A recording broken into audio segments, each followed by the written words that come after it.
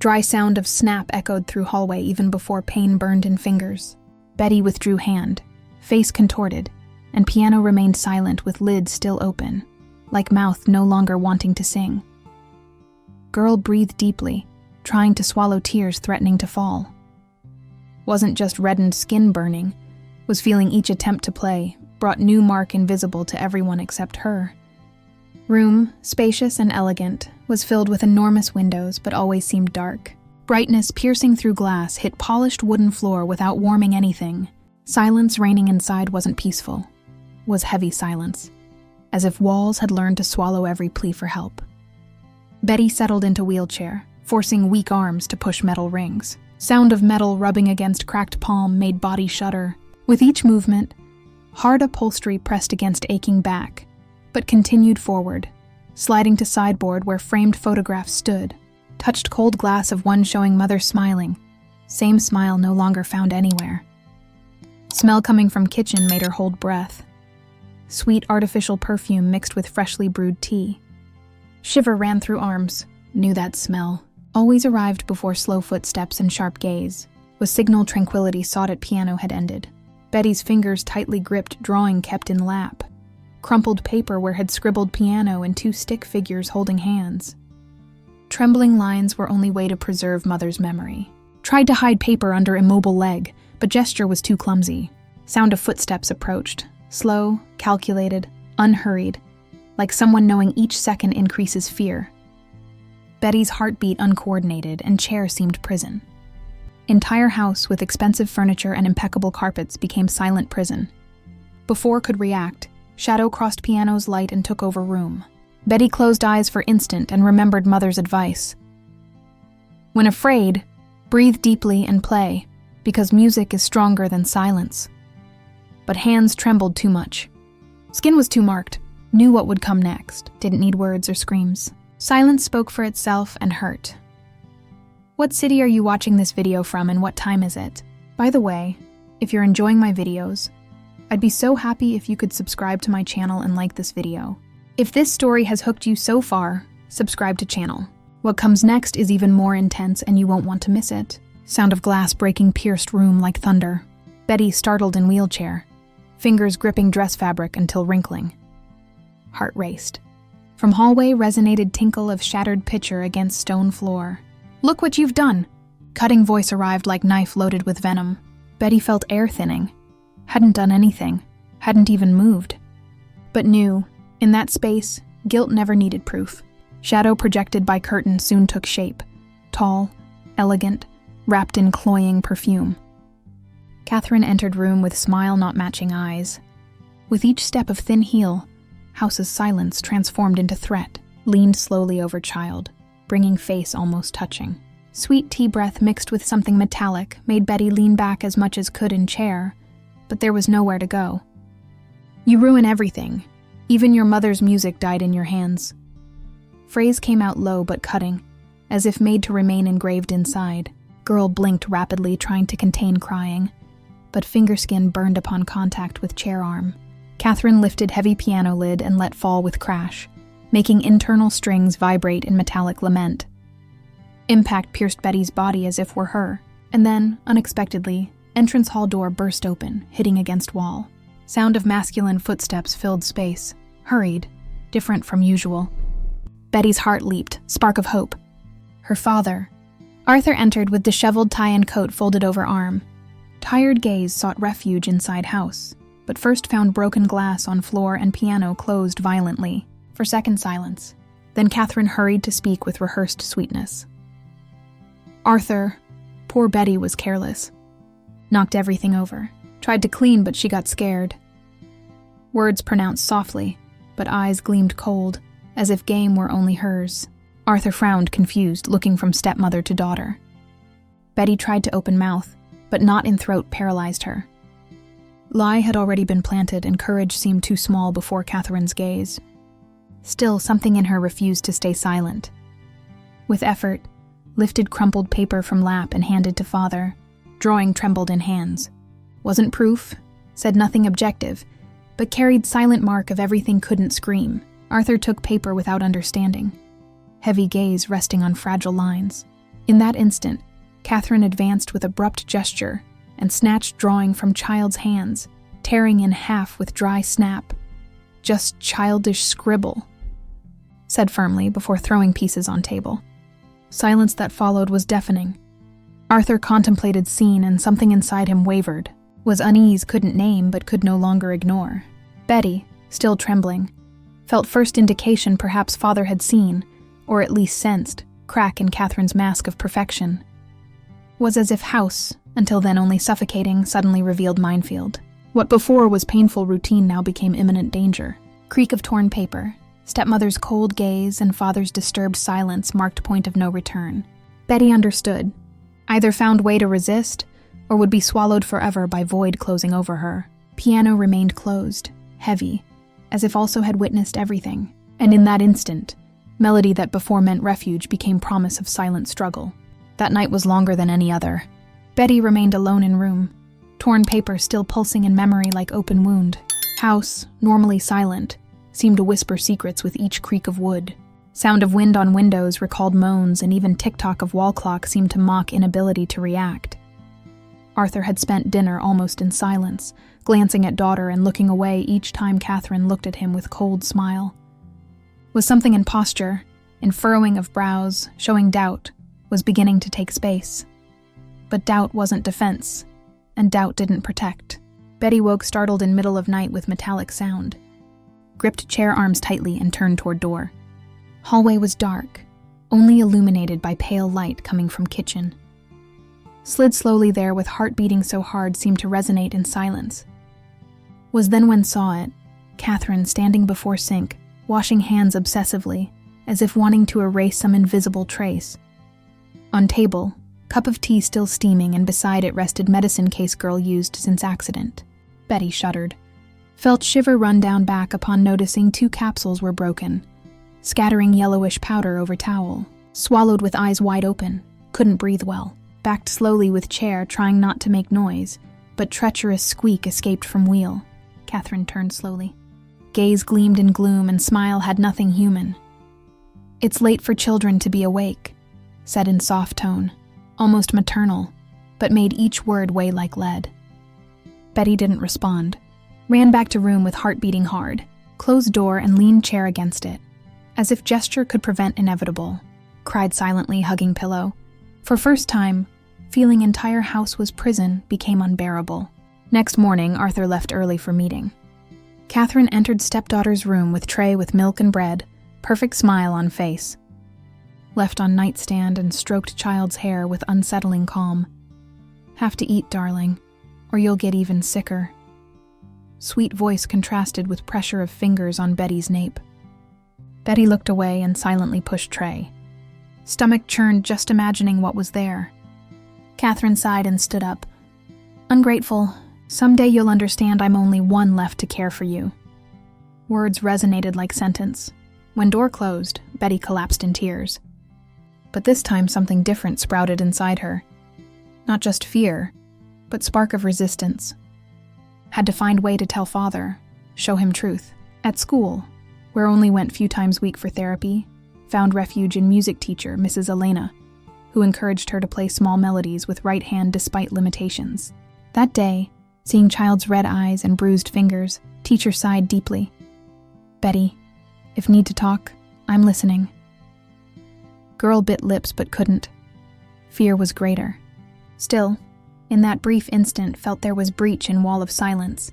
Back home found father in office leafing through papers. Tobacco smell permeated air. Arthur seemed distant, but when Betty entered, looked up and smiled, though tiredly. Approached slowly, extended hand and touched arm. Wanted to talk, needed to talk, but words wouldn't come out. Catherine's presence lurking in hallway was suffocating. Arthur, however, perceived tension in daughter's gaze, put away papers and drew her toward him in silence. Gesture wasn't solution, but was first sign bond between them still existed. Fragile, but alive. Meanwhile, Catherine watched from distance, arms crossed and faded smile. Was anger in eyes, and Betty felt on skin worst was still to come. What would you do in her place? Tell us in comments. Would love to know your opinion.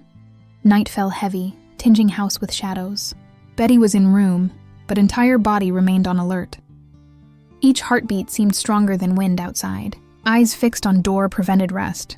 Was something in air, premonition this would be night when everything would change. Suddenly heard dry snap in hallway. Then creak of handle, door opened slowly, revealing Catherine with candle in hand, face illuminated from below, projecting grotesque shadows on walls. Still awake. Voice sounded sweet, but gaze had something unbearable. Betty gripped blanket tightly. Catherine entered, closed door and left candle on nightstand.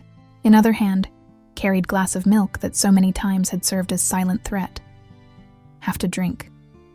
You're so pale, so weak, said approaching. Betty turned face away, breath labored. Sickly sweet smell of milk rose, nauseating. Was then when handle turned again.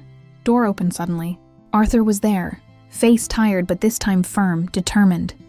Had returned earlier than planned from business trip. Silence that followed was suffocating. Catherine remained paralyzed with glass in hand. Betty, eyes wide open, finally felt knot in chest could come undone. What's happening here? Asked Arthur with deep voice, without taking eyes off stepmother. For an instant, Catherine tried to smile. Just caring for her. Look, she needs to eat. But then something unexpected. Arthur raised small silver device, USB drive. Candle's gleam reflected on it like ray of truth. Caring, said with bitterness. Then explain this. Connected device to laptop on side table. Screen illuminated room with intense colors. And there, before everyone's eyes, images appeared. Secret recordings made by cameras had ordered installed days before when doubt began to corrode silence. Living room appeared. Betty crying with hands trembling over piano. Catherine approaching, pushing chair violently, throwing water in face, crushing fingers against keys. Muffled sound of crying cut room like knife. Betty held breath. Shame and pain mixed in tears falling without control. Catherine, pale, still tried to justify. Arthur just wanted to educate her, needed discipline. But he raised hand cutting any word. Face that so many times showed fatigue and absence now was dominated by fury and disbelief. Enough! Shout resonated in room, making candle flame shudder. Catherine dropped glass that broke on floor, scattering milk and glass. Sweet smell mixed with candle smoke, creating suffocating atmosphere. Arthur ran toward daughter and knelt before wheelchair, took hands firmly, as if wanting to return each second of protection hadn't given. With tearful eyes and broken voice said, "Forgive me, Betty. Should have seen before. Should have been here." Girl couldn't respond, only cried. But this time crying had different meaning. No longer just pain, but also relief. Catherine backed away, back against wall. Heavy silence only interrupted by labored breathing of three. Was moment of truth. Marriage, house, false stability, everything had broken. There was no turning back. If this moment has moved you as much as me, leave your like now. Shows you're feeling this story with us. Room was plunged in silence after shout that had sealed truth. Broken glass still spilled milk stains on floor, and flickering candle projected shadows seeming to breathe alongside them. Arthur remained kneeling before daughter, eyes tearful, while Catherine backed away more and more toward hallway's darkness, as if seeking to disappear and same poison had spread. Betty still trembled. Body seemed not to obey her, as if each muscle had accumulated years of fear and only now could release it. Hands were cold but firm in Arthur's. Breathed laboriously, unable to say word, only letting tears flow. Arthur, for his part, didn't know what to do. Passed hand over face, feeling rough beard and salty taste of own tears.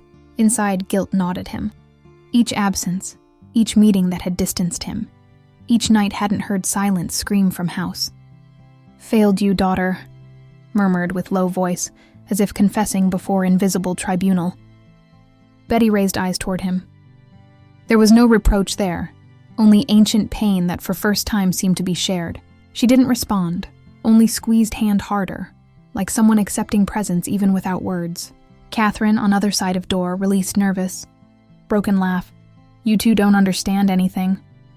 Voice sounded distant, more fragile than before, but soon fell silent and steps resonated through hallway until disappearing. Arthur breathed deeply, looked at broken glass, fragments reflecting candle flame like small blades, picked up one of them and held for instant before setting aside carefully. Was too symbolic. Fragments. danger hidden in each detail of their lives and now need to clean, to start over. Helped Betty settle better in chair. "We're going to leave here," said with determination.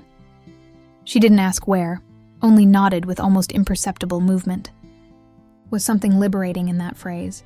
Wasn't solution to everything, but was first step. Hallway seemed longer than ever. Each meter, Betty felt chair wheels slide over carpet as if were enemy territory. House's heavy air still stuck to skin, but Arthur walked beside her with firm hand on daughter's shoulder, as if promising would never leave her alone again.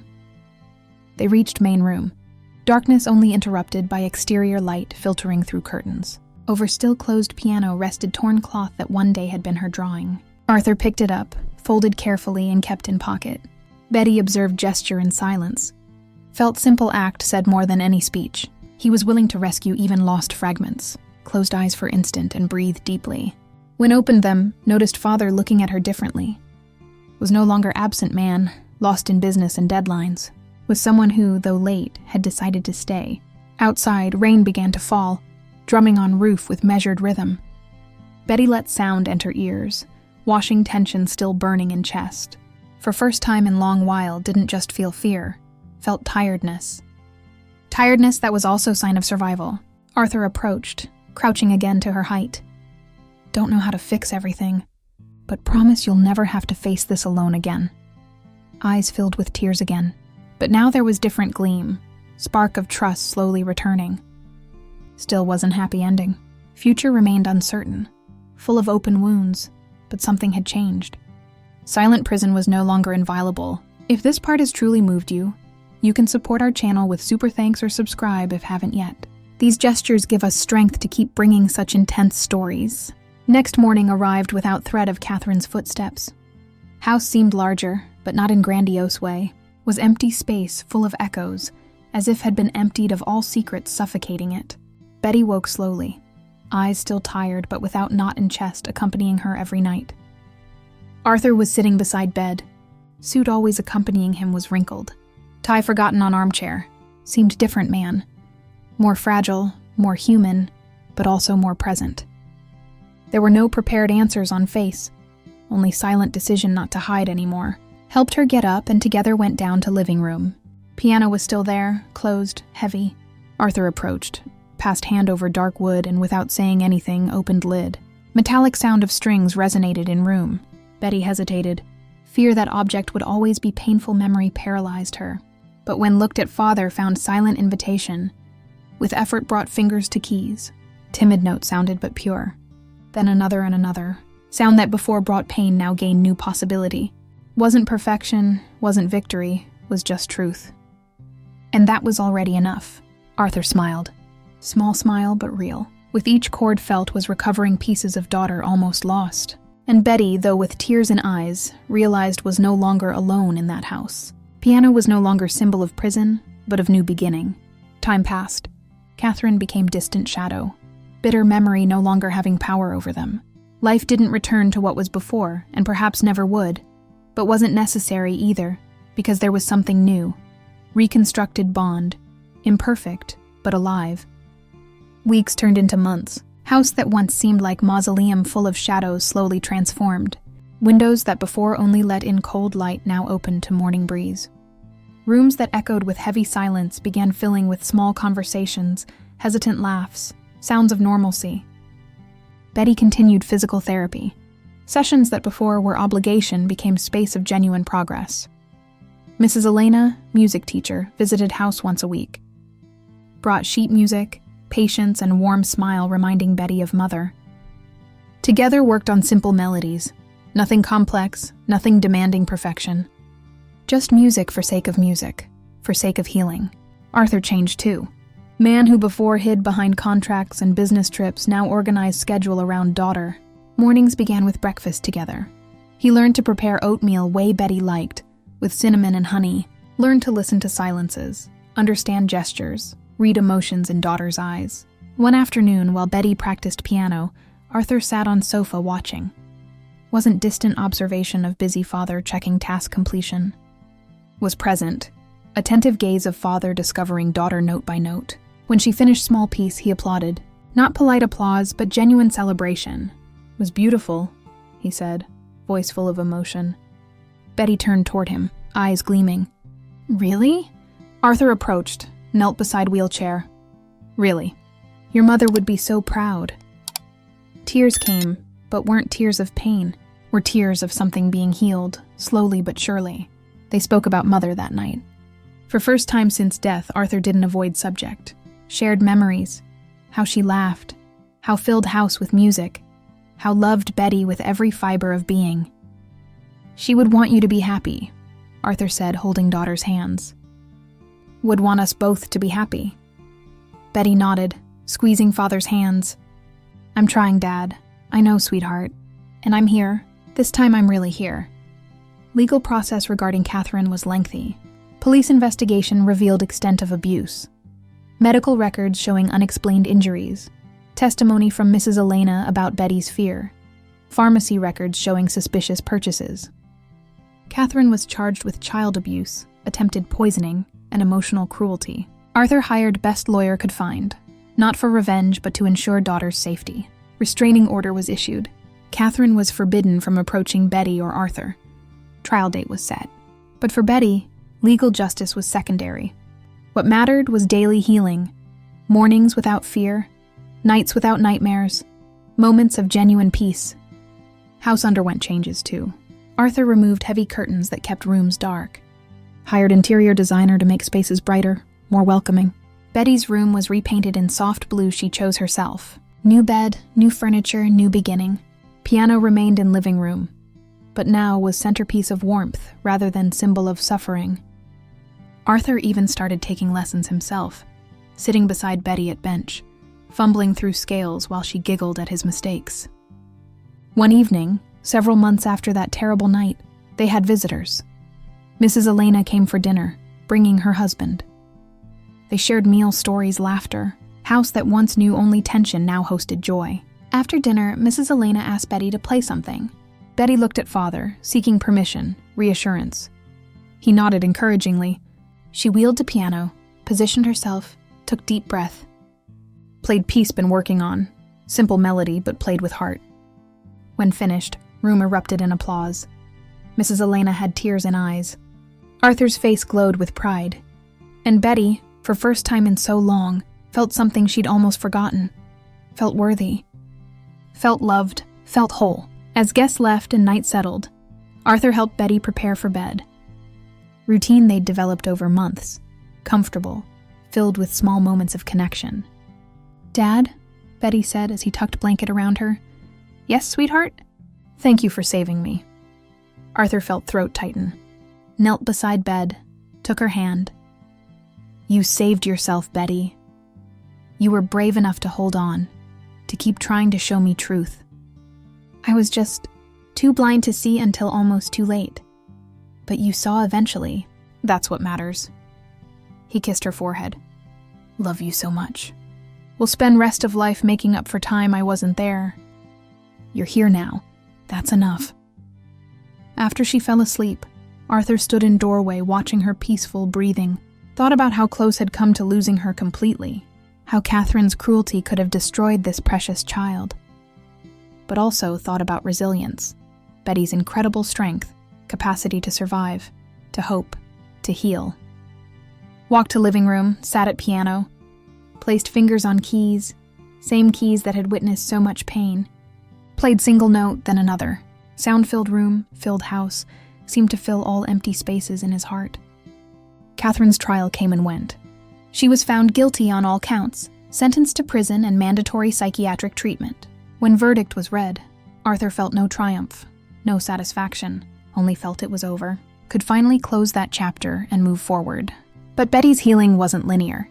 Were still hard days, nightmares that woke her screaming, moments when sound of footsteps in hallway made her freeze, times when couldn't bring herself to touch piano. Arthur learned to navigate these moments, learned patience, learned comfort without trying to fix everything immediately, learned sometimes being present was enough.